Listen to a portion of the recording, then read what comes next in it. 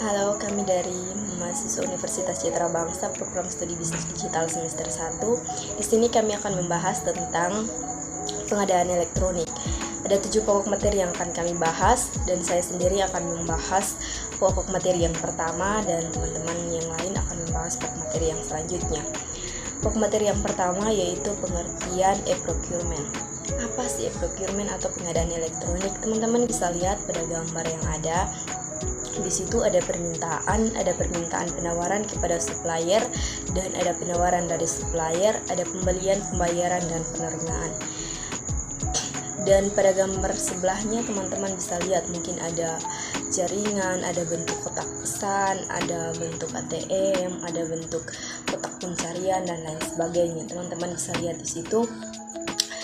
Jadi dari gambar tersebut kita dapat mengetahui bahwa e-procurement atau pengadaan elektronik ini sendiri yaitu di mana kita melakukan pengadaan barang atau jasa secara elektronik atau via website atau online, dan di situ ada yang namanya permintaan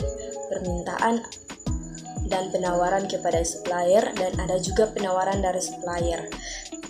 Kemudian baru terjadinya pembelian, karena terjadi negosiasi dulu baru terjadinya pembelian, dan adanya pembayaran baru terjadinya penerimaan barang. Jadi pada zaman sekarang kita tidak melakukan pengadaan barang atau kita tidak membeli barang lagi secara offline atau secara tatap muka, tetapi kita sudah bisa melakukan secara website, atau kita melakukan pengadaan barang secara website. Intinya kita melakukan sesuai dengan step by step yang ada. Pengadaan. Yang pertama, pengadaan terkait produksi, yaitu pengadaan yang berhubungan dengan pembuatan produk. Yang kedua, pengadaan terkait non-produksi, yaitu pengadaan yang mendukung seluruh operasi bisnis dan termasuk perlengkapan kantor, furnitur, sistem informasi, barang MRO, dan berbagai macam layanan, mulai dari catering hingga membeli perjalanan dan layanan profesional seperti pelatihan dan konsultasi. Beserta dalam berbagai jenis e-procurement. Yang pertama, pabrik tradisional. Di sini pabrik tradisional umumnya akan memproduksi barang fisik yang akan dijual ke pihak lain. Yang kedua, produsen penjualan langsung. Mirip dengan produsen tradisional, tetapi mereka melalui perantara dan menjual secara langsung ke konsumen akhir melalui web. Yang ketiga, mitra pengadaan. Di sini bertindak sebagai perantara untuk menjual produk dan layanan kepada pebisnis lainnya. Yang keempat, hub online. Merupakan portal vertikal khusus industri yang menghasilkan pendapatan melalui pertukaran B2B. Kelima, pakar pengetahuan yang menghasilkan informasi. Yang keenam, layanan informasi online. Di sini bertugas untuk memberikan informasi yang unik kepada pelanggan atau pengguna. Yang ketujuh, retailer online. Di sini mencakup bisnis digital pemula dan multi saluran yang lebih tradisional pengecer. Yang kedelapan, komunitas portal. Komunitas portal berusaha menggabungkan beberapa layanan informasi online menjadi satu kesatuan pengalaman pelanggan yang memuaskan. Baik, yang berikut saya akan menjelaskan materi yang berikut. Yang pertama, e-sourcing. Di sini e-sourcing menjelaskan tentang kegiatan yang dilakukan perusahaan untuk menemukan sumber barang dan jasa yang dibutuhkan oleh perusahaan dalam proses procurement. Saya mengambil contoh dari e-sourcing. Misalkan ini sebuah perusahaan memulai suatu bisnis. Yang pertama, dia menentukan barang apa yang ingin dia jual. Ini seperti ini kualitas dari barang tersebut atau ini merek-merek dari barang tersebut. Yang kedua, saya akan menjelaskan tentang e-tender. Di sini e-tender menjelaskan tentang penyaringan atau pemasok dan pengiriman permintaan informasi kepada pemasok atau permintaan harga. Jadi di sini saya mengambil contoh dari e-tender. Misalkan sebuah perusahaan ingin melakukan ini, misalkan saya mengambil contoh misalkan dalam sebuah perusahaan ingin mendata pemasukan barang. Ini seperti yang kita ketahui perusahaan JNT atau JNE, ini pemasukan harga tersebut dari kota A ke kota B akan tetap sama dan data permintaannya akan tetap sama. Yang berikut saya akan menjelaskan tentang Ini e-informing. Ini di sini e-informing menjelaskan ini tentang pengumpulan data dan menyebarluaskan informasi pembeli antara pembeli dan penyedia barang dan jasa dengan menggunakan internet. Saya mengambil contoh dari e-informing. Ini misalkan dalam pengambilan data, dalam menjual barang online, dalam memberi atau menginformasikan barang tertentu. Baik, yang berikut, e-reverse education adalah metode penawaran harga secara berulang dan menggunakan perusahaan pembeli untuk membeli barang dan jasa yang memiliki harga terendah.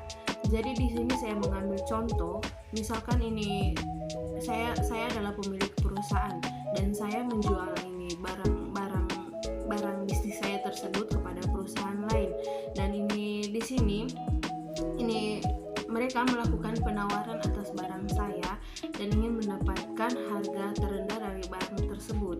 Ini yang berikut, IMRO dan ERP berbasis web ini melibatkan pembeli dan penyediaan produk yang adalah inti dari sebagian besar aplikasi e-procurement. Perangkat lunak yang digunakan mengelola proses membuat dan menyetujui permintaan pembeli. Materi yang berikutnya, penggerak e-procurement. Ada 5 pendorong utama atau kriteria pemilihan pemasok untuk mengadopsi e-procurement terkait dengan peningkatan, yaitu yang pertama, kontrol. Dengan adanya kontrol dapat meningkatkan kepatuhan, mencapai sentralisasi, meningkatkan standar, mengoptimalkan strategi sumber, dan peningkatan audit data. Anggaran yang ditingkatkan tercapai melalui aturan untuk membatasi pengeluaran dan meningkatkan fasilitas pelaporan. Yang kedua, biaya.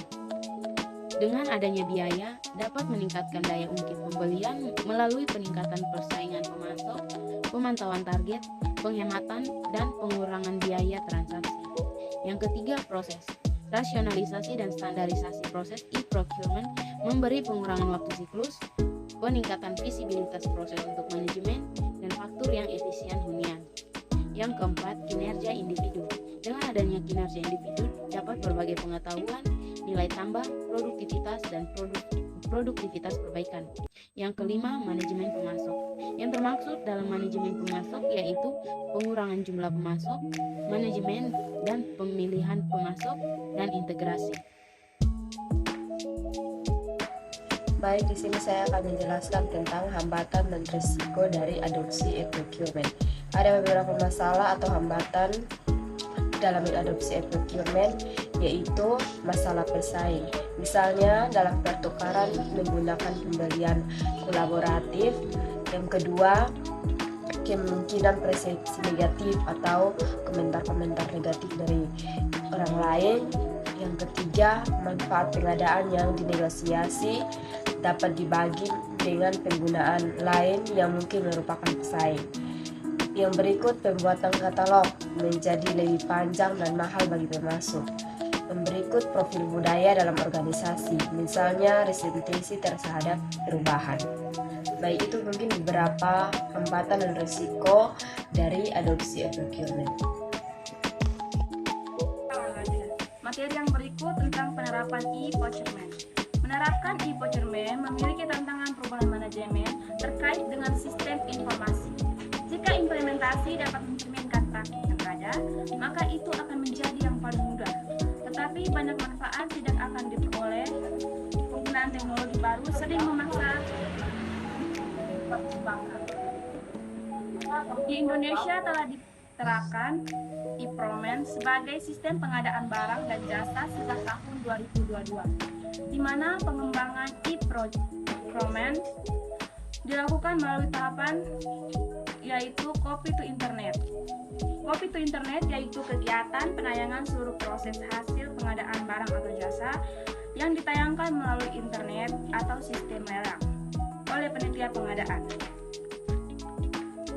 Kita ambil contoh dari produk fashion IG Elita Food.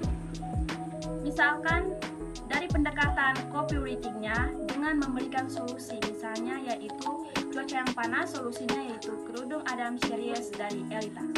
Untuk meyakinkan audiens, Elita menjelaskan bahan dan teknologi teknologi dari kerudung tersebut.